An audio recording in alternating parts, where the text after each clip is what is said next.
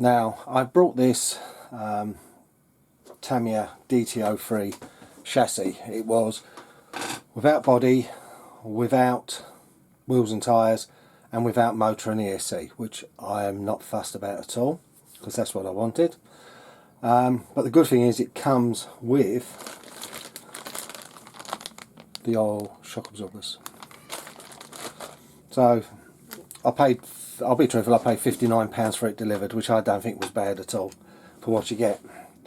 It's a project car, and all this part is going to be building the chassis up and what I'm putting in. Now, looking through the bits I have, motor wise, I was considering the 20 turn out of the FTX Fury, but it's very short on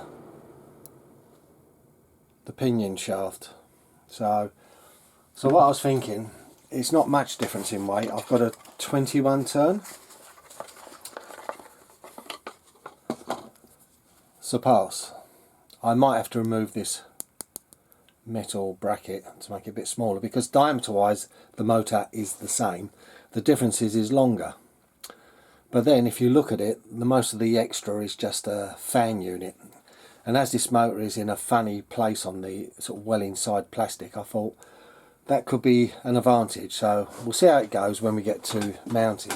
Because the other reason I need, as you can see, a longer shaft, and this is very long, is I found this, I'd lying around, came with something. It's a free racing DT02 aluminium heatsink, which fits between the casing and the motor front.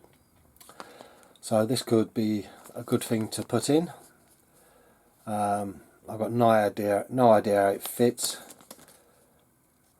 but I'd guess the fins towards the plastic, hopefully. But like I said, that's just a free thing. But again, it's moving the motor away from how the pinion works with the gears, and the longer shaft's going to be good. Then pinion, of course, the normal 17 tooth 08 steel pinion. Oh, I do like those ones. We're going with my normal, as you know, me GT5 radio.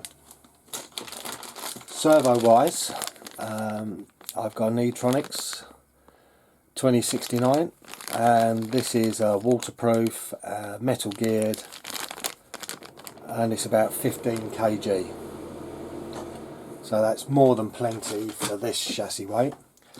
And from RC Bearings, some sealed bearings, just 14 standard Tamiya size ones. So it doesn't use a lot of bearings. But then this DT03, the gearbox is, and a lot of the suspension parts are DT02. But let's get everything ready and get started with the build. Here we go. Stage 1, charging battery, no need to know. Stage 2 is cutting some foams to these two sizes, one each of those, and well, yeah, 2 of those and 4 of those, because you've got to double stack the foam. So the way I'm going to do it, they show stick one bit and one on top. Well, I'm going to do it my way. Just peel one off and stick it on.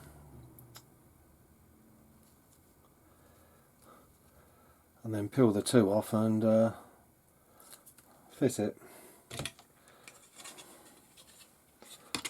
Hope you can see it.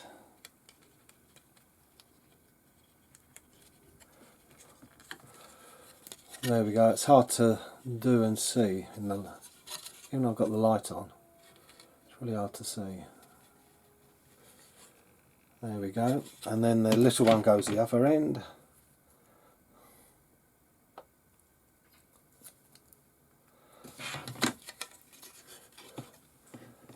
And that goes just about there.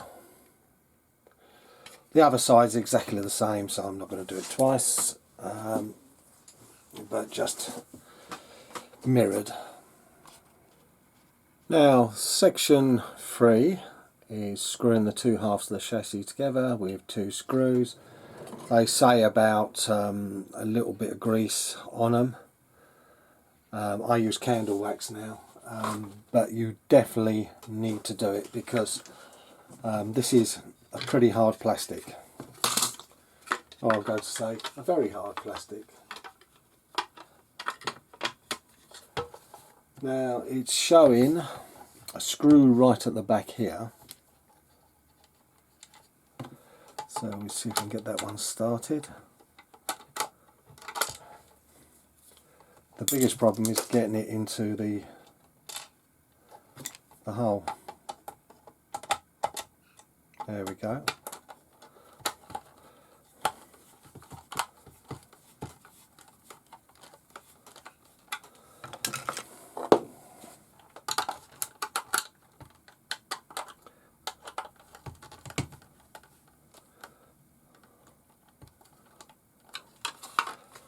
And then the next one is this one here by the Tamiya logo.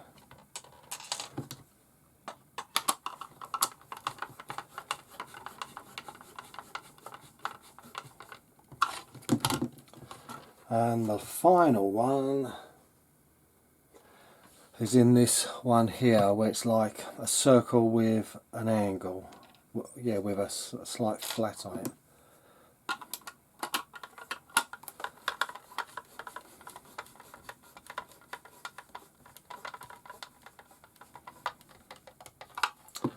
And that's it, the chassis is together already. It's I kind of always like these DT03s with the design being slim and all that. But it does seem a really stiff plastic. But then the previous DTs were like that as well. Now stage 4 is putting on the, they call them front stays. Now be careful here because you've got 3 12mm screws and 1 15. So I think we'll put possibly the 15 in first. Let's see how these go on.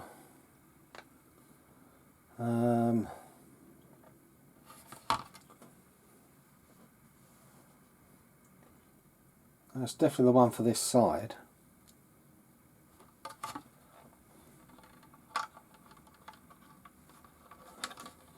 Yeah, they seem to fit in this hole here. That is the 15, and then they angle up to the top.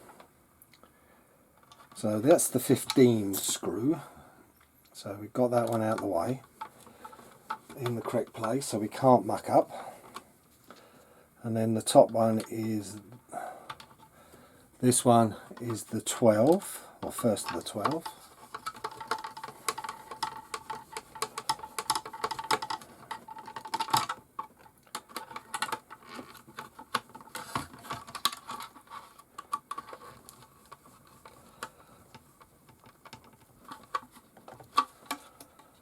Yeah, the reason that's longer, it actually screws the front of the chassis together because that was moving a minute ago. But that's one side done, and so the other side is much easier because we now know they're both the same type of screws.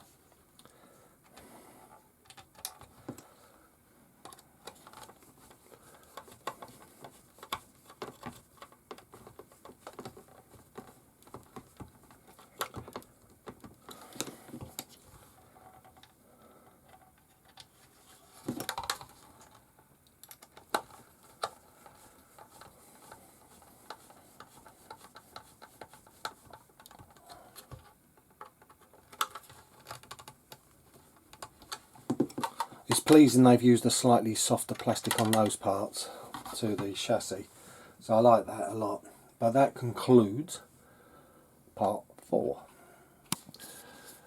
Now stage 5 is servo saver, servo mount and the servo. I've doubled up the washers and the screws. I'm going to put all 4 in mine. I know it's a bit of overkill, but with the 15 kg I don't think it's too bad. But we're going to prep the servo saver first. We've got these little screw-in balls.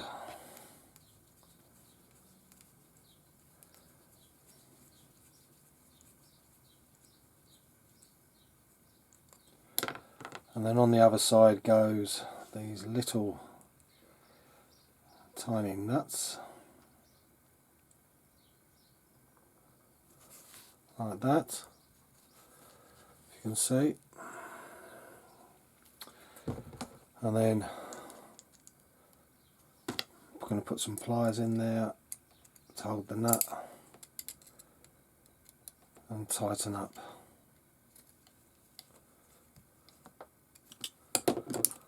It's a lock nut, so you don't have to go super mad. Actually, you can push them in.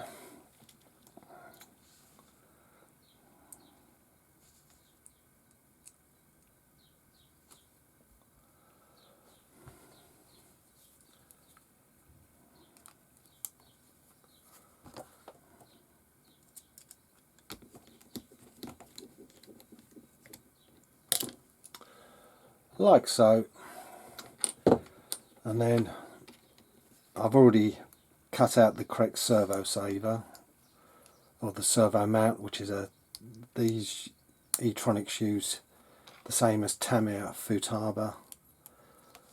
So put that together, and I've got the electrics all set up quickly, so we can give this a test and get this on. Well, actually I won't put it on because they haven't said put it on yet. Strange that. Oh, they just show you to assemble it, so put that to one side, all the prep parts. But we'll take the servo base, and it says there's a long part here and a short. Now the servo steering part goes to the short. So what you've got to do is take your servo, get the wire through. There is a right way up. If you look here, it's flat. These are raised, so we want to go raised in.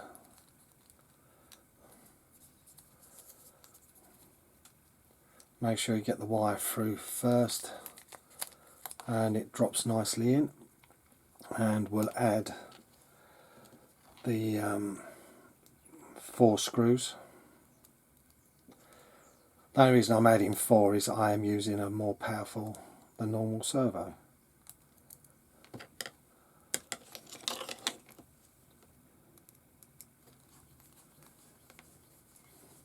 But you won't need any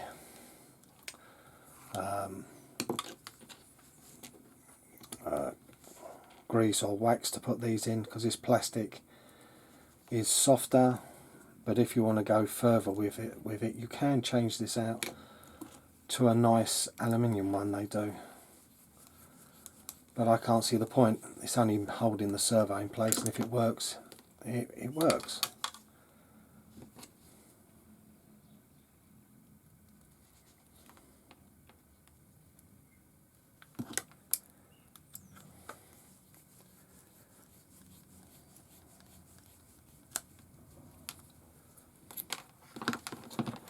And the final one.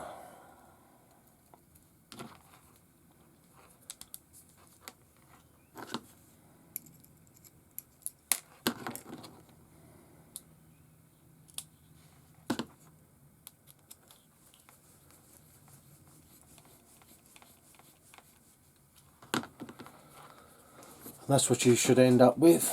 It should not go anywhere. That is really nice and tight, and that completes stage 5. Part 6 is basically what I was going to do anyway, is fit in the servo horn. Because I'm using like metal geared, it's got a metal top, so that will always use a machine screw, which is nice.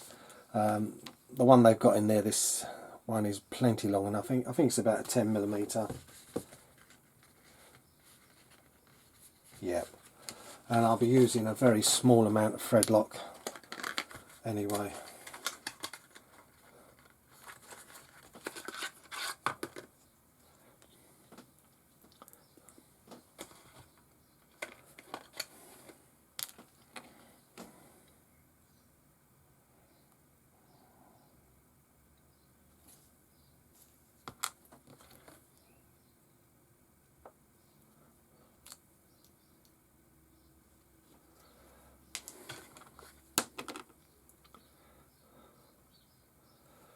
Don't go too mad because you don't eat too much on the plastics. So this time we will plug the servo back in.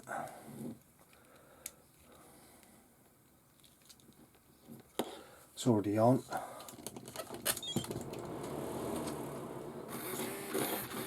It's working. And it says for this is to point this way. Just going to see which is the best, nearest centre. Let's double check that it's not off on here. Steering to. Nope, it's completely neutraled. So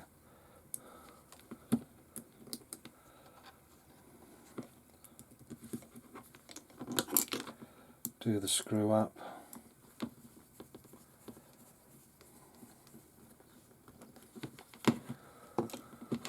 And slightly trim it.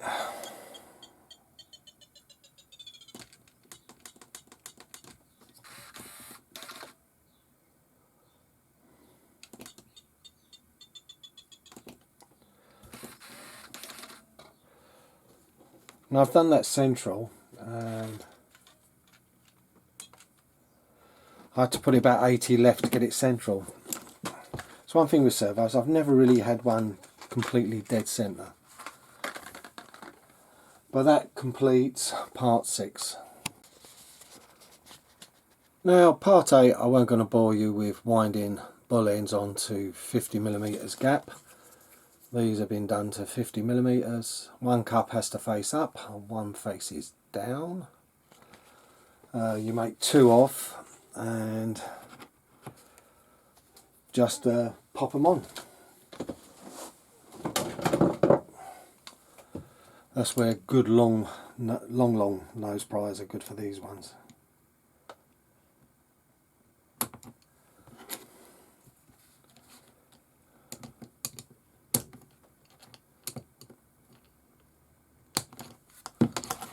And that completes part 7.